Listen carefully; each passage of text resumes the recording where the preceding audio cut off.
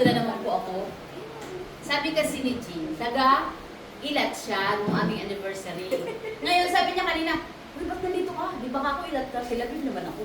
O, di ba? Ganun lang yun. So, magandang hapon po sa ating lahat.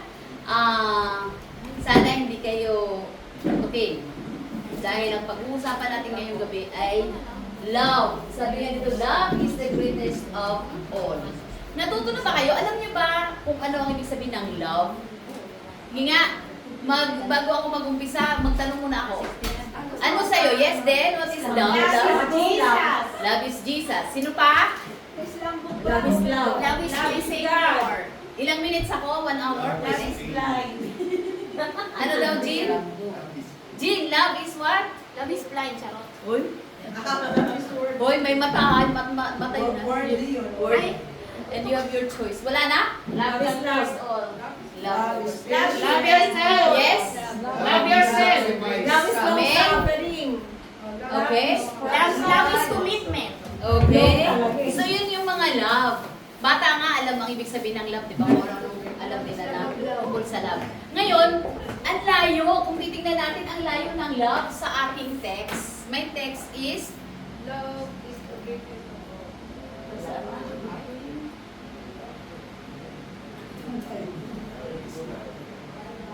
My text is Matthew 23:34 to 40. Where is love there?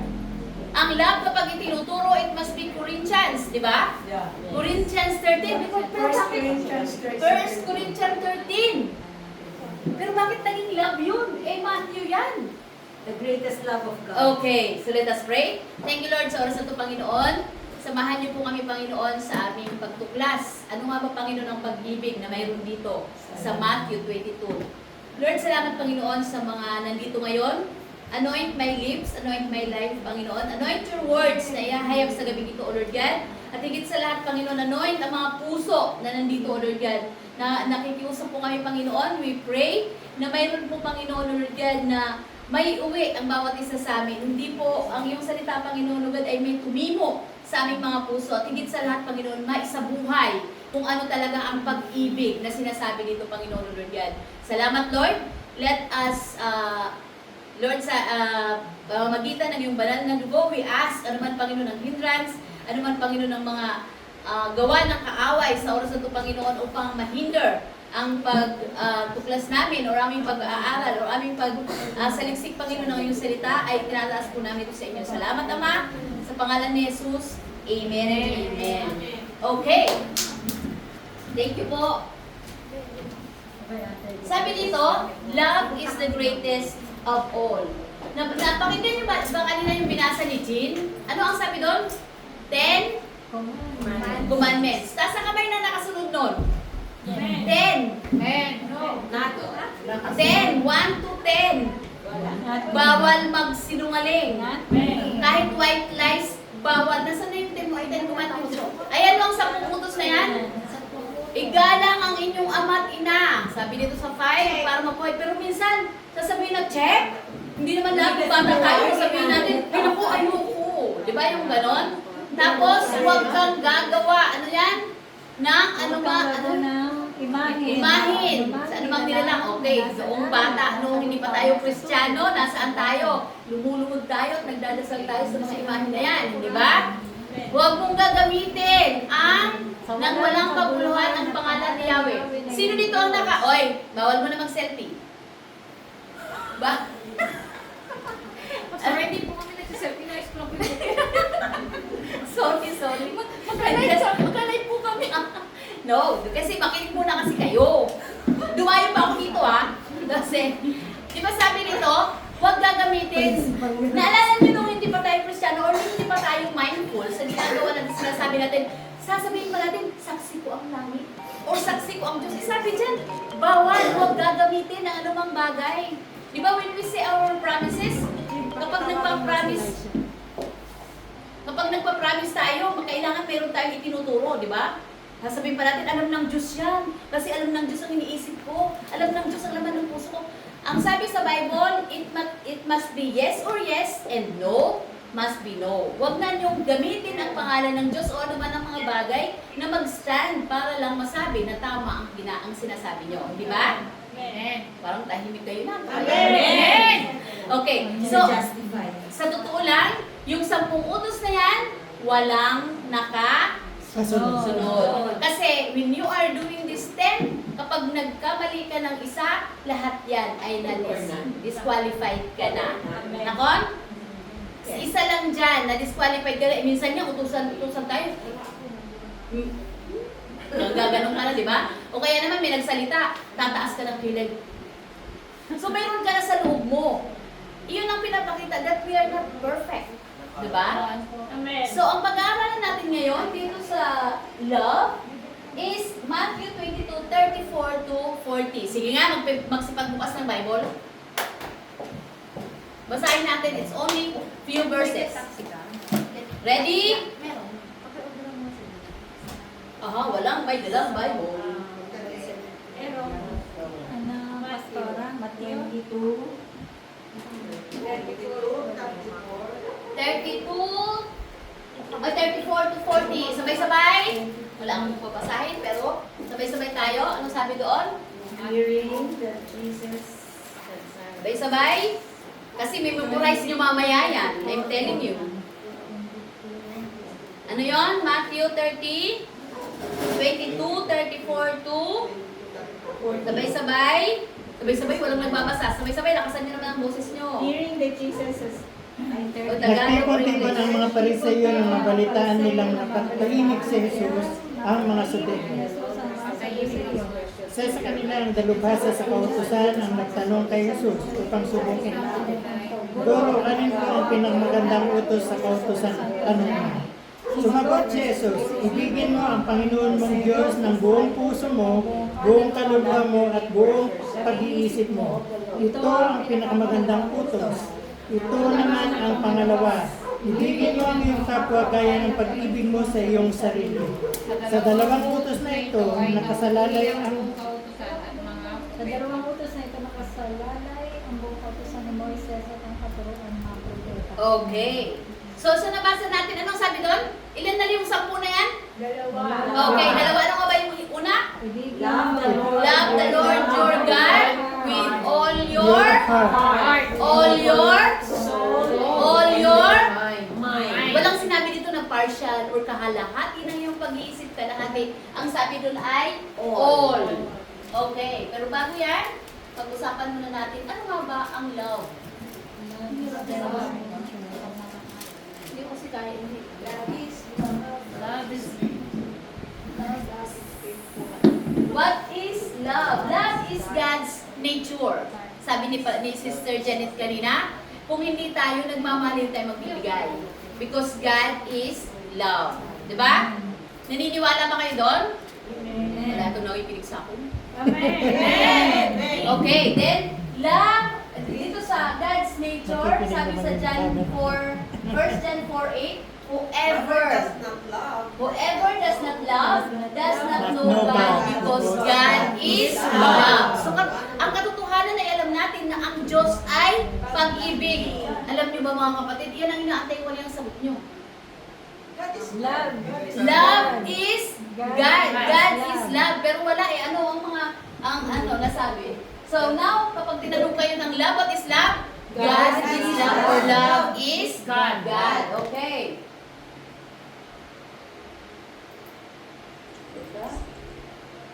Next, love is the essence of God's will. Lahat ng will ng Lord ay nagmumula sa kanyang pag-ibig sa atin. Love is action-oriented. Hindi ka pwedeng magmahal kung hindi mo lalagyan ng action. Kapag sinabi mo, alam mo, mahal kita, pero hindi mo naman, wala ka namang ipinapakita sa gawa, it's not love, it's just words. Nakuha natin? There must be an action. Okay, there must be an action. So kapag nagmahal ka, naalala niyo yung mga binata at dalaga pa tayo?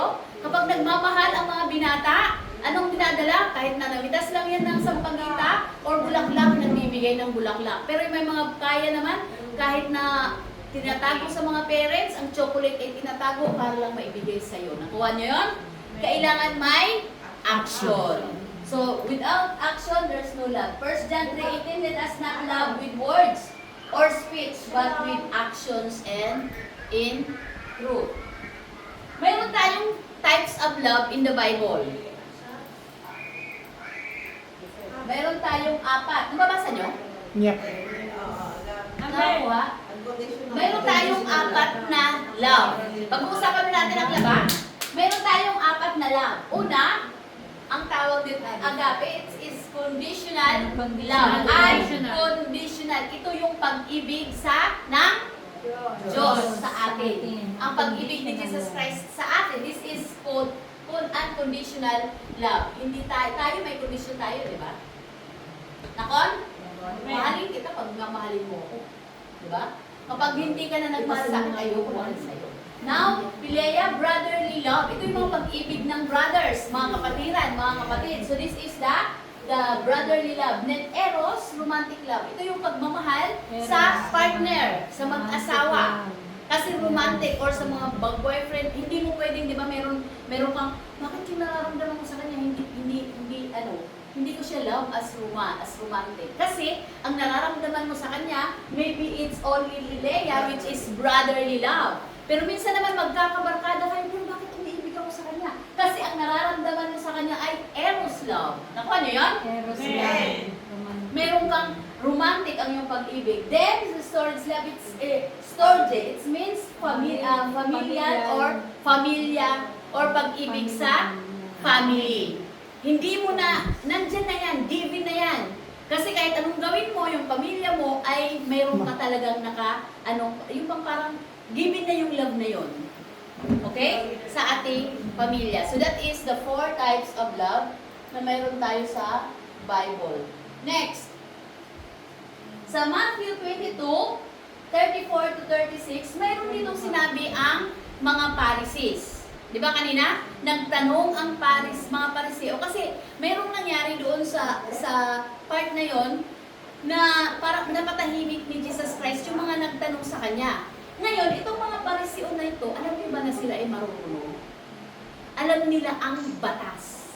And they know ano yung mga batas na yung pinag-aaralan nila yun, how many Bible verse, laws and yung mga batas nila kasi mga Hudyo sila, di ba? Ang dami nilang pinag-aaralan. So they knew all this. Hindi lang yung utos na to or mga commands na 10 lang ang alam natin. Tayo 10 lang. Hindi pa natin kabisado. Nakon? Sila napakadami ng kanilang batas. Sabi dito sa 34, nagtipon-tipon ng mga Pariseo nang mabalitaan nilang napatahimik ni Jesus ang Saduceo. So, parang bang inisip nila, aba, tumahimik sila. Ang ibig sabihin, na nanalo. Parang talagang may alam si Jesus Christ. Ayaw pumayag ng mga Pharisees. Nakon? Bakit wala kayong kinaantok? Pwede ba may sumayo? Nakakaantok ba? No. Okay. So, isa sa kanila na dalubhasa kautusan ang nagtanong kay Jesus upang subukin ito. Hindi siya nagtanong dahil wala siyang alam. Nagtanong siya para subukin si Jesus Christ kung may alam siya. Diba? There are questions na gusto mong malaman, and there are questions, tingnan ko nga, kung alam talaga nito. Nakon? Yun ang purpose ng mga Pharisees na to, kung bakit sila nagtanong kay Jesus Christ just to challenge him. Kung ano talaga ang batas na to. Next, sabi nila, Guro, alin po ang pinakamahalagang utos sa kautusan? Tanong niya. So, among those many, hindi lang 10 ang dami nilang batas, ang tinanong niya, alin sa mga yon ang pinakamahalaga? Siyempre, gusto nilang malaman o gusto nilang na si Jesus Christ ay may makitaan silang butas. Alam niyo yon? Kaya sila na ganyan dahil gusto nilang malaman or gusto nilang mapatunayan na mayroon silang ipipintas kay Jesus Christ. Nakon? Amen. Gutom tayo? Amen. Amen. Ang bilis ng Next is the first and greatest commandment. Sabi ni Jesus Christ, sumagot siya. Ano sagot niya? Sumagot si Jesus. Ibigin mo, lahat sabay-sabay tayo? Ibigin mo ang Panginoon mong Diyos ng buong puso mo, buong kaluluwa, buong pag-iisip mo, buo Di ba? Walang labis, walang kulang. So, kapag ka sinabi nating buo, walang partition, hindi one fourth. Pero ang sabi dito, buong puso, buong kaluluwa, ang buong pag-iisip. Ano ang ibig sabihin nun? Kapag buo siya.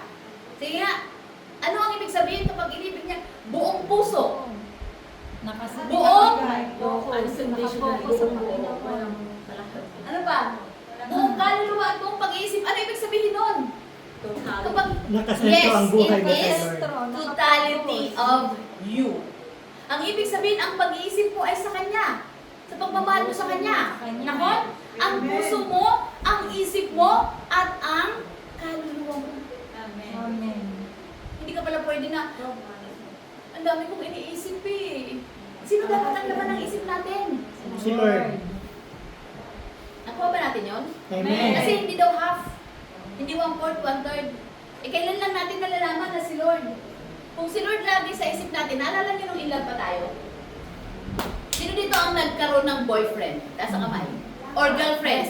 Walang nagtaas ng kamay ng boyfriend, ha? Uy, mga matatanda na tayo nagkaroon. Ang ibig sabihin, in the past. Bata tayo.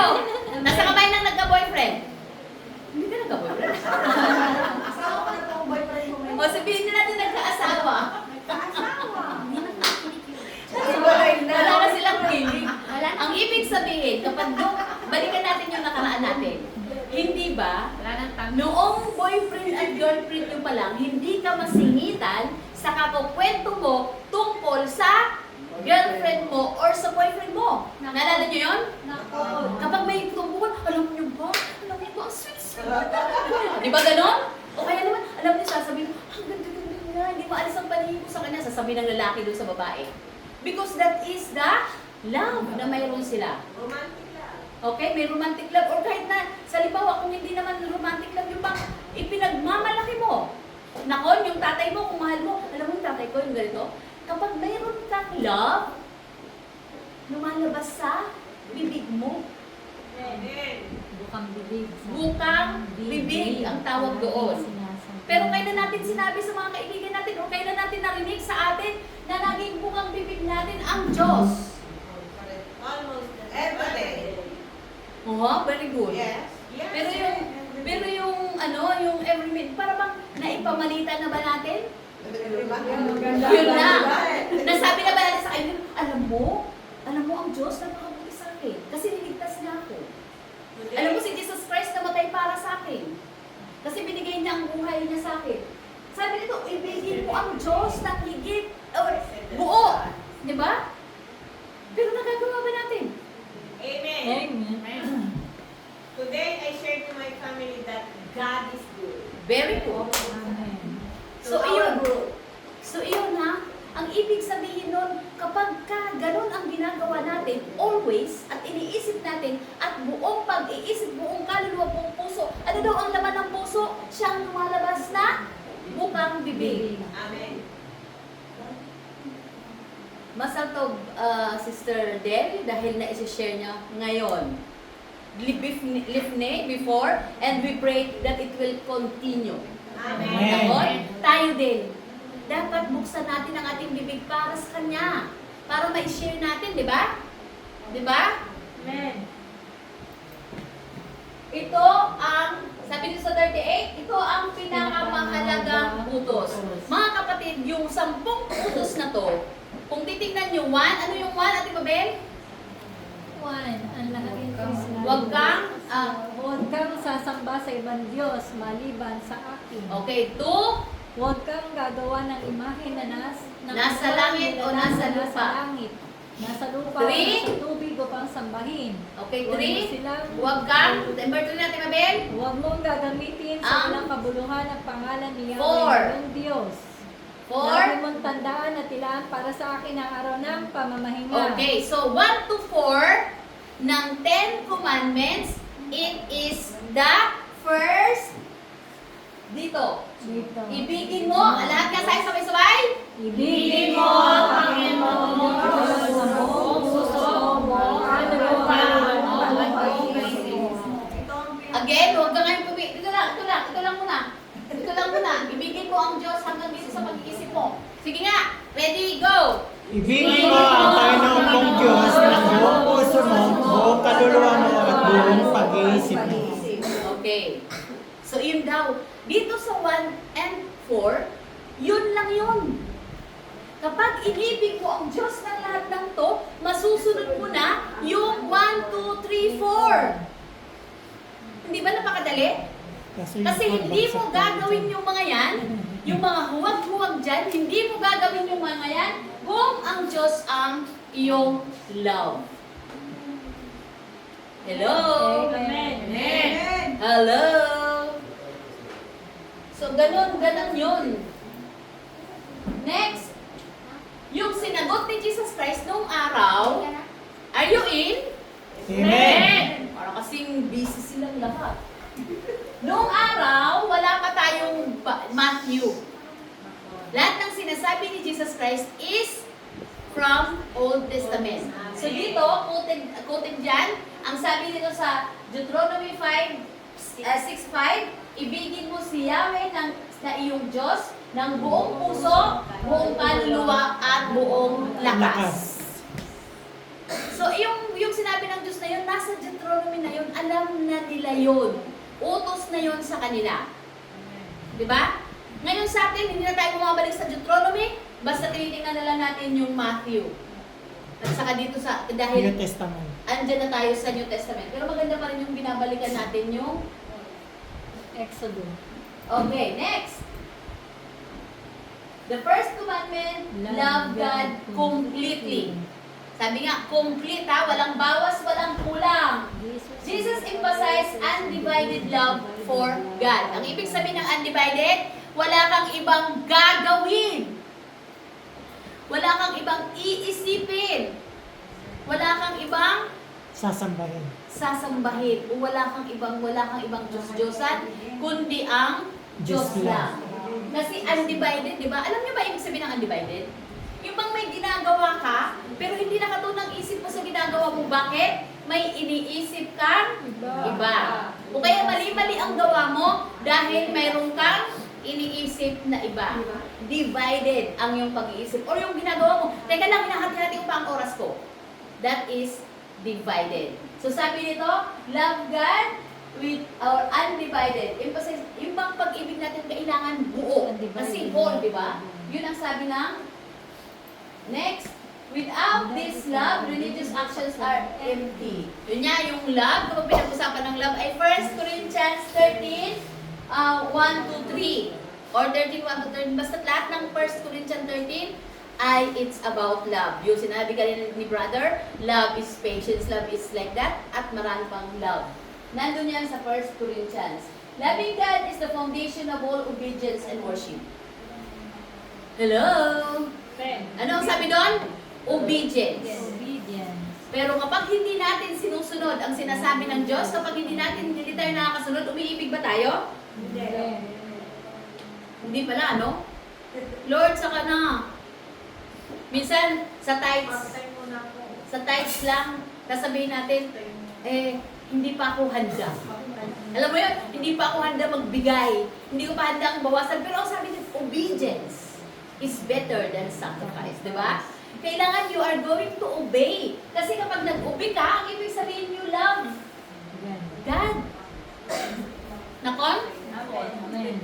Kailangan may love.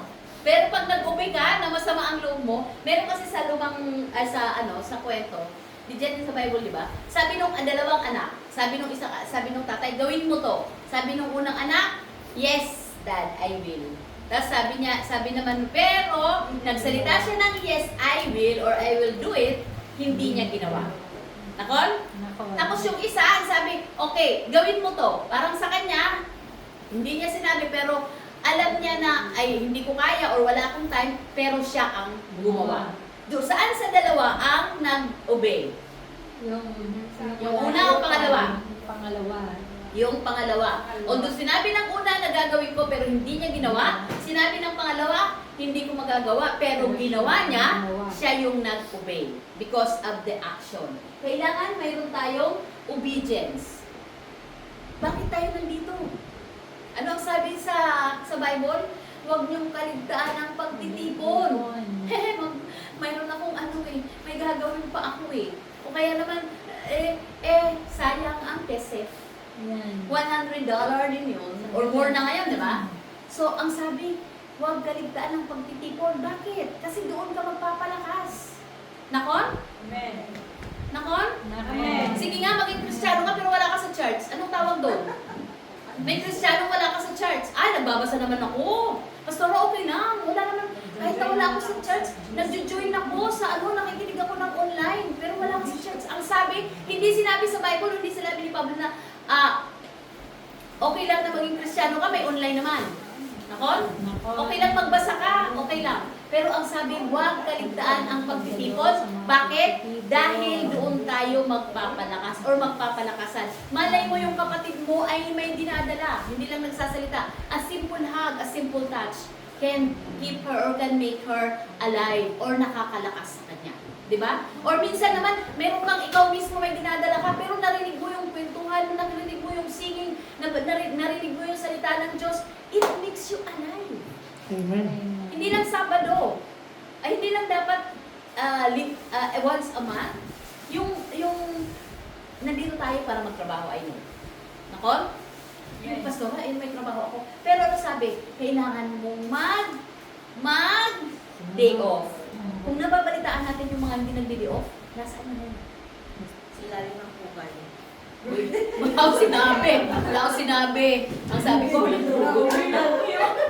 okay. So, ang ibig kong sabihin, piliin natin or anuhin natin na yung sa pag-uuwi man lang. Ano pa, marami pa tayong dapat sundin. Nakon? Next, worship. Prioritize. Alam natin na ang worship is not only singing here. It's not only the song. Sino ang nakinig na ng worship natin? Sa nung sila Pastor Alan sa Pastor Inday? Naalala nyo yon? Worship is us. Kung ano yung ginagawa natin. Sabi nito, sa worship na to, prioritizing time with God in prayer, worship and Bible study.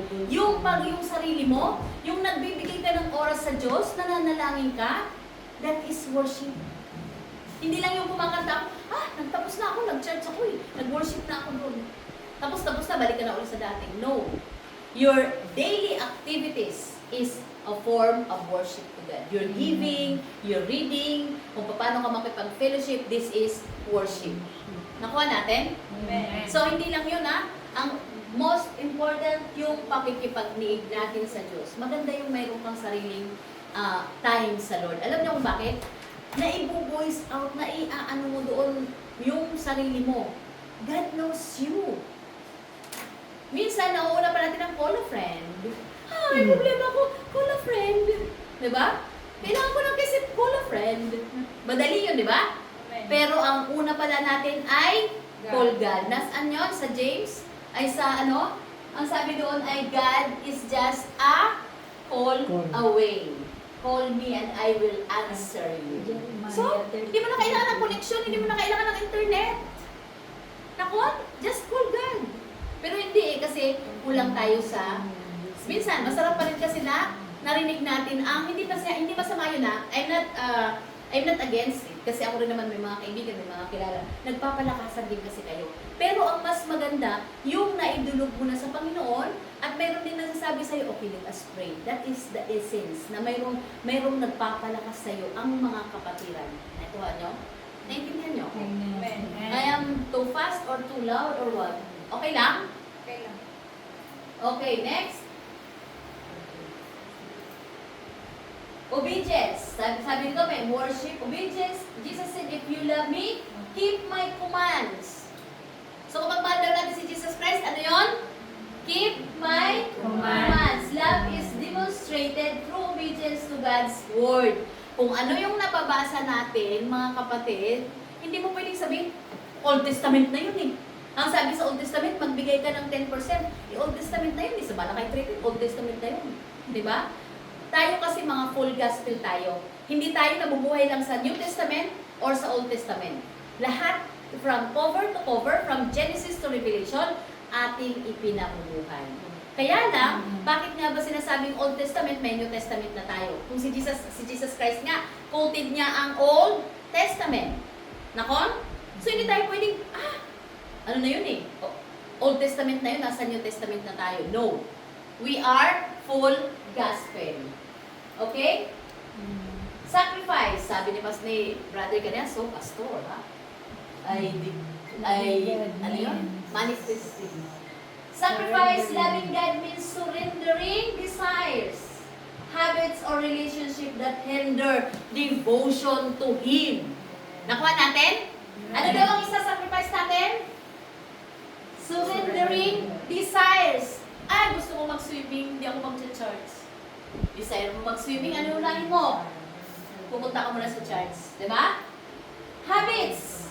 Kung meron kang mga bad habits na alam mo sinabi ng Diyos, huwag mong gawin. Gagawin mo pa ba? Gagawin mo pa ba? Hindi na. Okay, that is one thing of relationships that hinder devotions to Him. Wala kaming sinasabi. It is your, ano yon? Sa pag-isa mo sa Diyos, sa pagdadasal mo, sa pagbabasa mo, ikaw ang susuko. Hindi pwedeng sabihin, "Hoy, alam mo, mali ang ginagawa mo. 10 beses ko man o ilang taon man namin sabihin sa'yo, mali yan, kapag hindi mo naintindihan at hindi mo na-encounter ang God, hindi ka aalis dyan." Naintindihan nyo? Amen. Nakuha niyo ba ako? Kasi, Amen. nalalaki ako sa church.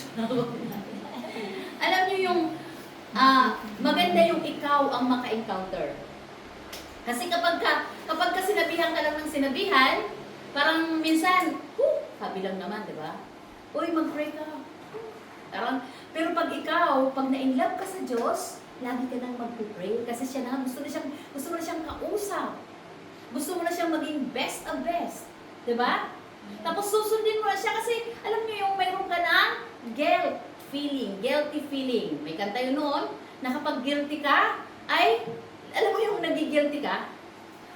Di ba? Kapag nagigilty ka, sinusundan ka na ng iyong safeguard. What is the safeguard? Konsensya. Noong araw pa, nandun ako sa Pilipinas, bakit safeguard? Sabi ko, pag nagsabon pa tayo ng safeguard, magkakaroon ba tayo ng konsensya? Bakit nga ba safeguard? Tapos when I know, hindi pala safeguard ang nagbibigay ng konsensya, kundi ang ating Holy Spirit na namumuhay sa atin. Kahit anong kaskas mo ng safeguard, kahit na maubos mo pa ang safeguard, pag wala kang Holy Spirit, you are not going to have that conscience, mga kapatid. Hindi ka magkakaroon ng konsensya na yon kasi the Holy Spirit that is living in you, hindi siya natutuwa kapag mayroon kang ginagawa against Him or against God. Diba? Yung konsensya, sumusunod sa iyo yan. Sumusunod sa iyo yan kasi, I was there. Lahat tayo makasalanan, I was been there. Yung konsensya na yun, parang kumakain ka, pero, Lord, ang iniisip ko sa konsensya ko noon, paano kung dumating ang Diyos sa oras na to? Saan ako? Diba? Or kung yung konsensya, matutuwa ba ang Diyos sa ginagawa ko? Diba hindi? That is the conscience. Merong nagbubulong sa atin. Nakon? So kapag ibinigay natin yon, if we're going to surrender everything to God, malinis ang ating konsensya. Nakangiti tayo without any hindrance. Okay? Next. Mukhang matahimik na. Love God completely. Loving God involves entirety of a person. Yun nga, heart, emotions, and soul, the essence of your being, including spiritual devotions. Mind, yun nga, pag-iisip. Yun yung kanina, with true and understanding. Kailangan mayroon ka nito. Buong puso, buong kaluluwa, at buong pag-iisip. Total commitment, love is undivided and unconditional. Love that seeks to glorify God in all areas of life, relationship, decisions, and worship. Tapos na tayo. 5 minutes pa. Okay, so iyon, ang ibig sabihin nun kapag binigay natin lahat sa Diyos, walang kulang. Pagka binigay natin lahat sa Diyos, parang, may gera. Naku, paano kaya? May bukas pa ba? Baka saan ako abutan? Kapag nandun ka na sa point na binigay mo na lahat sa Kanya, alam mo ano sasabihin mo? Anytime, any moment, God, I'm ready. Yun ang lagi kong sinasabi sa mga anak ko. Hindi man tayo magkita-kita dito sa lupa, we will be there in heaven. Hindi man tayo doon magkapamilya na, pero magkakasama pa rin tayo doon. Nakon? Wala na kasi doong pamilya, wala nang asawa, wala nang ano pa man. So that is it. Then, second commandment pala akala ko tapos na. Loving your neighbor. Sa Matthew 22:39. Basahin natin, pagdagdagan natin yan mamaya ha. Ito naman ang pangalawa. Ano sabi? Ibigin mo ang iyong kapwa gaya ng pag-ibig mo sa iyong sarili. Okay. So ano yun? Ibigin mo raw yung kapwa mo. Katulad ng pag-ibig mo sa sarili mo. Meron ba kayong, ako binibili ko yung damit. Ang dami mo. Gusto ko yung damit. Nakita ko ba yun? Uy, wala siyang damit. Bibili ko rin ba siya? Pwede. Di ba? Pero, pero bayaran mo ha. Parang gano'n, di ba? O kaya naman, pag birthday niya, dahil ang tayo kung birthday niya, kung mabait siya. Eh kung mandita siya sa'yo, wag naman, Nakon? Pero ang sabi dito, ibigin mo ang iyong kapwa gaya ng pag-ibig mo sa sarili mo. Paano kung alam mong ligtas ka, pero yung best friend mo hindi? Pero love mo yung best friend mo, sabi mo, alam mo, mahal kita, mahal ko siya. But you cannot share your faith. May love ba doon? May love ba yun? Wala. Wala siguro, di ba? Kasi share what you have. Nakon? Hi. Kahit yung asawa, pwede. Yun naman ay hindi naman sinabi na ibigay mo, share your husband na hindi dito. Para sa iyong sarili. Your love. Iba na yon. Okay? Sa ibigay mo ang iyong sarili. Alam niyo ba kung ano ang it denotes? Alam niyo yung general rule? Sino nakakatanda? Do unto others what you want others do to you. Nakon? Kung lagi kang galit sa kapwa mo, asahan mo. Hindi mo man alam, mayroon ding galit sa'yo. Pero, minsan hindi mo maiwasan, akala mo nakangitig silang lahat sa'yo, yung pala, mayroon ng galit sa'yo. But never mind. Pero mahirap to ha. Kasi, sa sarili mo nga lang, minsan hindi natin alam ang sarili natin. Alam niyo kung bakit? Ang sabi doon, huwag kang kumain ng ganito dahil ito ay masama sa katawan. Pero kain pa rin ang kain. Bawal mag-coke, coke pa rin ang coke. Ngayon wala nang mabuting pagkain. Sabi ko nga, ano nang kakainin ng tao? Bawal lahat. Paano tayo mabubuhay? Nakon? If you love ours, mag-exercise ka ha, nakakataman. Diba? Gumising ng maaga, magpihatantog pa, lalo na ngayon maginaw. How we love ourselves. Paano natin minahal ang sarili natin? First and foremost, yung faith natin. Kailangan natin i-share dahil kung pupunta ka sa langit, yung mga mahal mo, yung kapwa mo, ay pupunta rin sa langit. Okay? Amen. Jesus quotes, dito sa ibigin mo ay nandun yan sa Leviticus. Wala pang ano noon. Ang mga verse nila ay galing sa Old Testament. Anong sabi sa Old Testament? Love your neighbor as yourself. So, neighbor. Neighbor daw. Eh, wala, buti na lang, nag-iisa yung aking bahay. Alam mo yung nakatira ka sa lugar na pulo, alam mo yun, nag-iisa yung bahay mo. Ay, thank you Lord, wala akong neighbor. Di ba mayroong ganon? Wala akong neighbor, wala akong kapitbahay, walang Pilipinas sa kapitbahay ko. So, wala kang neighbor. Ano nga ba yung neighbor? Sino nga ba itong neighbor na to? So, neighbor here is the parable of Good Samaritan. Sino nakarinig ng parable na yun? Diba? Malapit na. Sino nakarinig ng Good Samaritan? Di ba tumulong siya kahit Samaritano siya? Siya yung tumulong, marami nang nagdaan, may pare, may ano, pero siya yung tumulong. Kasi, kahit hindi niya kilala, he extend his help because of the love. Yun ang tinatawag na Good Samaritan. Samaritano. Neighbor includes family. Hindi lang pala yung nakatabi sa'yo tayo kasi ang alam nating neighbor, di ba? Hoy, sino neighbor mo? Hindi mo kilala yung neighbor ko eh. Taas ang kamay ng alam yun, na ang ibig sabihin ng neighbor ay yung kapit. Hindi lang pala kapitbahay ang neighbor. Bakit nga ba? Kasi kung sino yung neighbor mo, write down your neighbor. Kung sino yung mga kapitbahay, yun lang. Neighbor means your family. Your friends. Strangers. Oh, pati strangers and neighbors. And even your... Enemies. Sino dito ang may enemies? Marami. Taasan ang kamay. Love your enemy. Love your enemies. Malabo nga yun, sabi ko. Malabo yun. Paano nga ba hindi magiging malabo? Kaya nga enemy eh. Mahirap yun. Nako, mahirap mahalin, lalo na kapag nakita mo pa lang ay parang, ano yung tawag na, gumugulo. Di ba mayroong gano'n na kapag nakita mo, gusto na. Di ba yung gano'n, yung kumukulo na yung dugo mo pag nakita mo? Bago mo siya mamahalin. Parang si Brother Ronald, yung mga hindi nagbabayad ng utang. Paano mo daw mamahalin yun? Sabihin mo, alam mo, Brother Ronald, ganito lang yun. Kapag may utang, kapag hindi ano, Lord, pagpalain niyo sila. Alam niyo kung bakit? Kasi pag nagalit ka sa kanila, lalo silang mawawalan. Ngayon, if you are going to bless them, Lord, pagpalain mo sila, makakabayad sila sa'yo. Nako? Lord, bless them. Favor be upon them. Kapag gano'n, magbabayad sila sa'yo kasi magiging abundant sila. Maalala ka, ay, may utang na pala ako. Pero kung sasabihin mo lang, ay, naku, nung gigigil ako, dapat hindi na. Alam mo ba, lalo silang mawawalan. Imbis na maalala ka, naku, iiwas sa'yo yun. Alam mo bakit? Kasi may utang sa'yo, naalala naman yung utang, pero walang pambayad. So, ikaw ang mayroon, ikaw ang mag-pray. Ikaw ang mag-pray.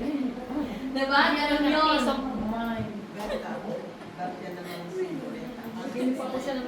Next, the nature of this love. Ang love na tinatawag dito ay unselfish.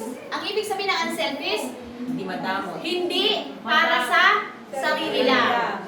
Selfish love. Kapag akin na lang yan, or ang selfish, ganito yon. Gusto mo ikaw yung nakikita. Nakon? Para bang pag pinapansin na iba, selos. Okay naman, kapag iba ang umangat, selos. Okay naman, ang ganda naman niya. Parang meron ka ng, bakit ako? Hindi ako Ay, maganda. bakit ako hindi maganda? Lahat bakit siya maganda? Okay lang naman, bakit siya mayaman? Bakit sila ganon? So, ganyan yun ha. Unselfish, prioritizing others. Natatawa ko sa inyo dyan. Without expecting anything in return. Ay, bibigyan ko to kasi palabigay to eh. Di ba yung ganon? Alalahanin ko to kasi inaalala ako nito eh. Kung mayroon kang condition na nagbibigay ka because nagbibigay sa'yo, or mahal mo siya dahil minahal ka, ang ibig sabihin nun ay selfish love. Maganda ang patunay na you are doing an unselfish love sa mga tao na hindi mo kakilala, na alam mo the less, ha? Yung alam mo na walang ibabalik sa'yo. Yung they're going to thank you sa paraan na kaya nila. And your enemy. Bimet, mahirap yun, pero kaya mo yun with the grace of God, brother. Hindi natin kaya. Sino dito ang nakakaya na galit ka na? Pero paano mo mamahalin yung galit ka na? Hindi, di ba? But with the grace of God, parang kaya mo umuti. Nawawala yung sama ng loob mo na hindi mo naalala na may utang pala sa'yo. Nakon? Mahirap in the start. Pero someday, somehow, kapag pinagpe-pray natin, na natututuhan natin. Empathetic, seeing others through God's eyes and sharing their joys and struggles. Kapag nakikita natin sila, huwag natin silang tingnan na kaaway. Tingnan natin sila na sa mata ng Diyos. Ang Diyos nga minahal sila, tayo pa ba hindi magmahal sa kanila? Kung may pagkakamali sila sa atin, ang ibig sabihin nun, katulad natin sila. Imperfect. Walang perpekto. Kaya kapag naging perpekto kayo, bye-bye world. Saan na kayo pupunta? Sa? Kaya, kapag hindi ka pa perfect, magtatagal pa ako. Pero huwag naman. Kailangan matuto na tayo ng pagiging perfect natin. So, seeing in God's eyes, kapag may mali sa'yo ang tao, pwede ba, sabihin mo na lang, mahal kita with the love of the Lord. Kapag nagmahal tayo with the love of the Lord, hindi natin sila titignan sa kanilang kakulangan. Nakon? Next, practical love. It's demonstrated through actions and not just feeling. Yung ginagawa mo, kahit galit na galit ka na, kailangan mo siyang i-serve. Diba? Pero hindi, dahil it's not just the feeling. There must be an action, not the feeling. Nakuha niyo ako? Iyon ang tinatawag na practical. Kasi halimbawa, nandito ka sa church, ikaw ang nagsiserve, tapos meron kayong bisita na hindi mo type, hindi ko nga siya bibigyan. Nakon? Kung bakit naman kasi obvious na obvious, nagbigay ka ng pinggan, iniwasan mo siya. Yung pag-iwas mo sa kanya, binigyan ng kasunod mo. So, kitang-kita sa'yo. Yun yung simple, practical. Pero marami pa tayong example na kapag practical ay hindi kailangan ng feeling. Halimbawa, sa pag-ibig natin sa Diyos, because sabi dito, pag-ibig sa kapwa, kapag mahal mo ang isang tao, mahalin mo ang isang tao, hindi mo kailangan na maramdaman na mahal mo. Nakuha mo? Hindi mo sabihin, ano ba, kailangan ko ba siyang i-care? Wala naman akong nararamdaman sa kanya bilang ibang tao. Or halimbawa, nakakita ka ng mga strangers. Papasukin mo ba? Or bibigyan ngayon? Bawal na ha? Bawal nang magpapasok sa mga bahay-bahay. Kasi hindi natin alam. Pero yung nanghingi ng tubig, pwede mong extend kasi, di ba, mamaya, pinapasok mo, masyado ka namang, di ba may mga ganon na nagmagandang loob ka na, ikaw pa ang biktima. Pero ang ibig ko lang sabihin dito, hindi sa feeling. Minsan we ask wisdom and also there must be an action kapag mahalin natin ang ating neighbor. Meron akong ginawa na kahapon lang, sabi ko, Lord, nasaan yung i-wisdom ko dun? Nagmamadali ako, nagsasa part-time ako, nagmamadali ako because ang dami ko pang gagawin. May tumawag yung wala kasi sila, sabi niya, darating yung mga anak ko, gano'n, may darating. May nag-doorbell. Sabi nung nag-doorbell, pupunta kami dyan, ayusin namin yung dude. Di akala ko naman, totoo naman, napupunta sila, akyat. Di hindi ako nagtrabaho, tinignan ko lang sila, sabi ko, may pupunta dito, gumagawa ng, tawag yung ampo. Hindi mo dapat sila pinapasok. Oo nga pala, no? Kasi, dito, bisukan yun, di ba? Hindi tama. Sabi ko, sorry naman, hindi ko naisip. Akala ko naman, kasi nandyan naman, minsan, di ba, may napasok. Pero talagang sorry ako ng sorry kasi hindi natin alam kahit mga nagsasalita sila ng Hebrew, pero wala pa rin akong karapatan na magpapasok. That is another thing na hindi ako nag-isip talaga nung time na yun. Nakon? Ang inano ko lang, neighbor, kasi nag-ano na ako nito, uy, parang okay, parang gusto niyo ba ng tubig? Parang ganun ba? Yung pala, kasi hindi ako may-ari ng bahay, which is true naman. Nakon? Nakon. Pag hindi kayo nakinig, 1.5 hour tayo. Now, next is show kindness and generosity those in need. Huwag kang magbigay doon sa mayroon na. Oy, hindi naman sinasabi ko ano. Ang ibig lang sabihin nun, yung less na hindi siya makakaganti sa'yo, doon ka magbigay. Ang ibig doon sabihin ay seeding yun. Nagtatanim ka ng magandang binhi sa tinataniman mo. Kapag nagtatanim ka, someday, somehow, it will grow. Aani ka, mga kapatid. So that is seeding. Huwag niyong isipin, binigyan ko siya ng birthday niya, ba't ngayong birthday ko walang bigay? Bimet, di ba? Ay, binili ko siya ng cake, ba't ako ngayon walang cake? Bakit nung birthday nila naalala ko sila? Bakit nung birthday ko na walang nakaalala sa akin? Nakon? Ang hirap ng ganun. Pero, tao tayo, nararamdaman natin yon. Pero when we are already in the Lord at alam natin that that kind of love is loving our neighbor, showing kindness, hindi na tayo mag-iisip ng ganun. Hindi na tayo mag-iisip na, ano ba? Minsan mga nakasulat pa. Mayroong iba, kapag nagbigay ka ng gift, nakasulat yung mga gift nila.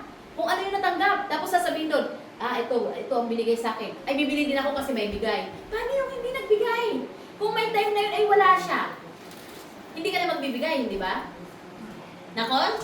Nakon. Oh, tonight is the best word is nakon. Nakon. Nakon. The most important nakon.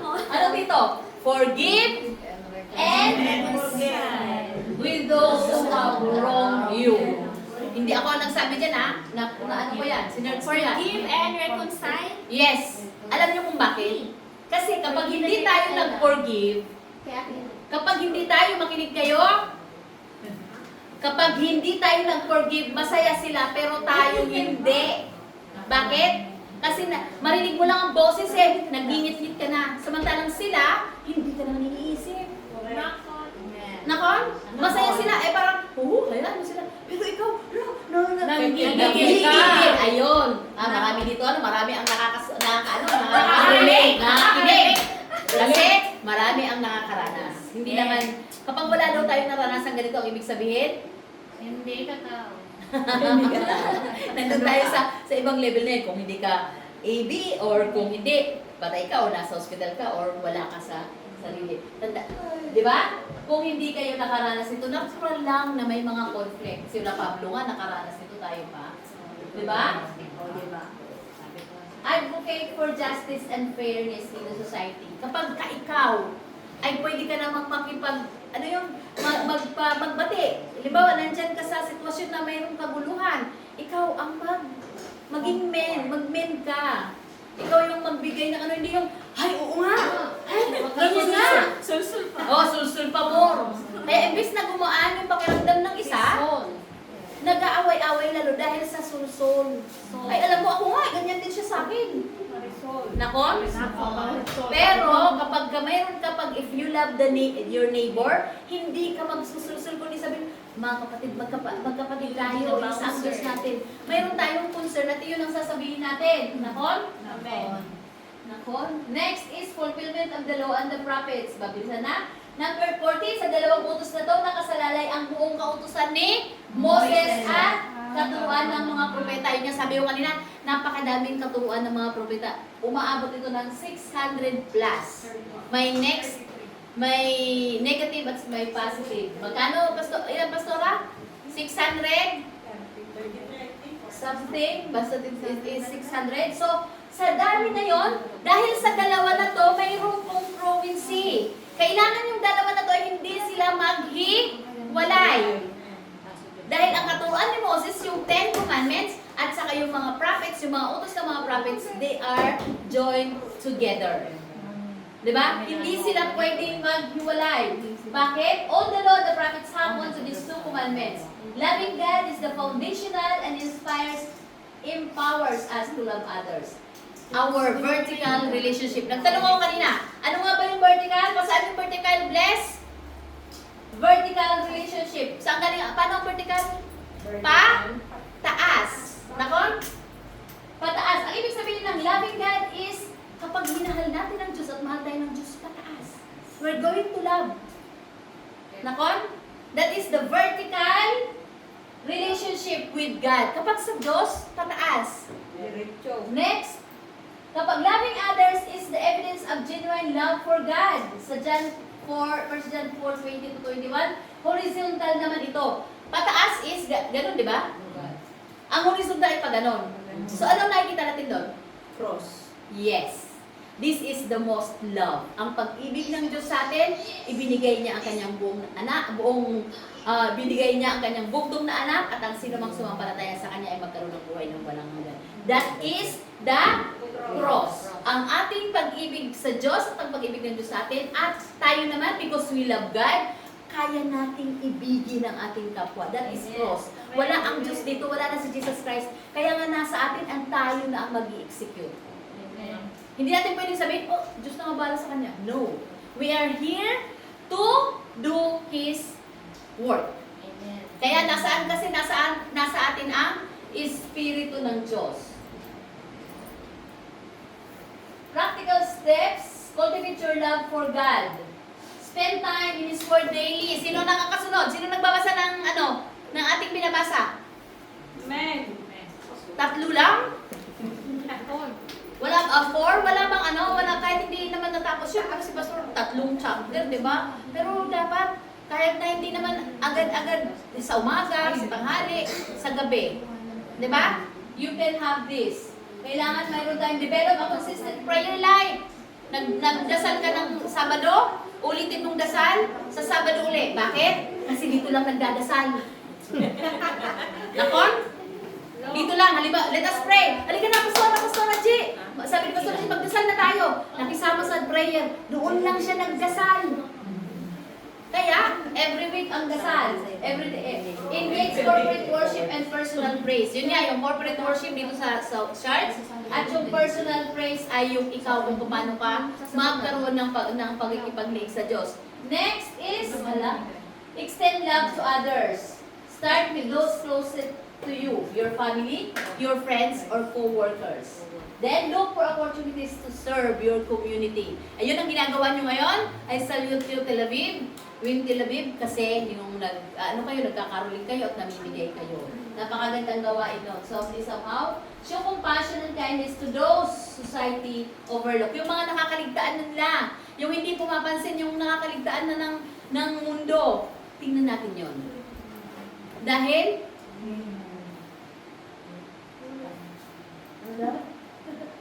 Ask yourself. Ask yourself. ano daw? Ask yourself.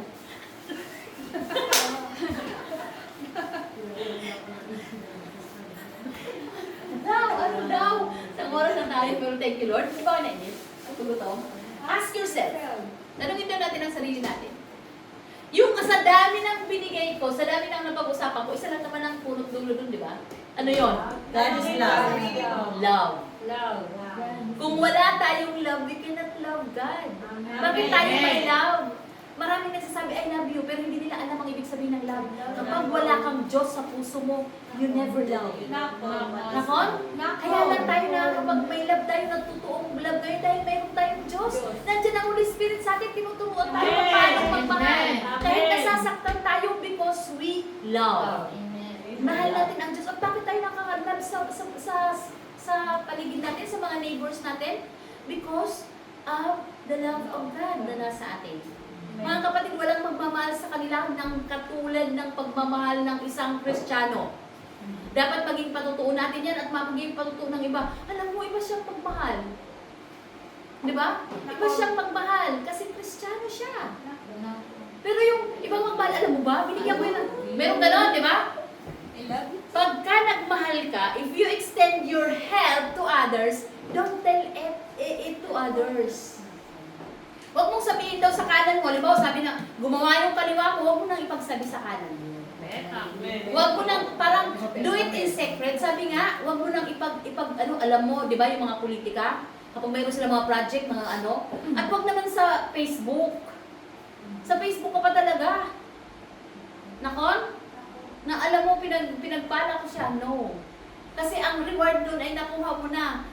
Let your reward sa pagdating natin sa langit. Nakon? Ask yourself. Ano nga ba ang dapat tanong? Is my love for God growing? Nung naumpisahan kang umibig sa Diyos, mahal mo pa ba rin ba siya hanggang ngayon? Amen. It must be growing. Ang ibig sabihin, tumutubo. Kapag nagtanim ka, kailangan after a year may bunga na. Ilang taon na dito? Tapos ang kabahin ng mga 2 years na. Marami na pala. 3 years. 5 years. 10 years and more. 30 years. Si Pastora, namumunga na yun. 5 years, kahit nga yung iba, alam mo yung iba, kahit 1 year pa lang sila, namumunga na sila.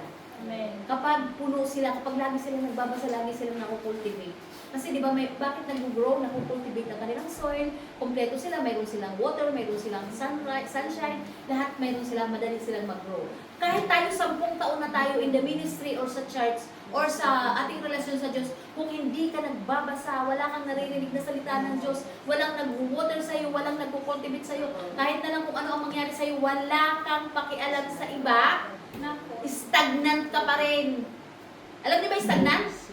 Yung parang nandun ka sa parang nandun sa, hindi gumagalaw yung tubig doon. Ang ibig sabihin ng stagnant water, patay ang tubig na yun. Dead Sea is a stagnant water. Nakon? Bakit? Hindi kasi walang outlet. Kapag wala kang outlet, you are stagnant. Kailangan mayroong outlet, mayroong tayong source, mayroong tayong pinagkukunan. So, it must be growing. Kapag hindi, tanungin natin ang sarili natin, paanong paraan?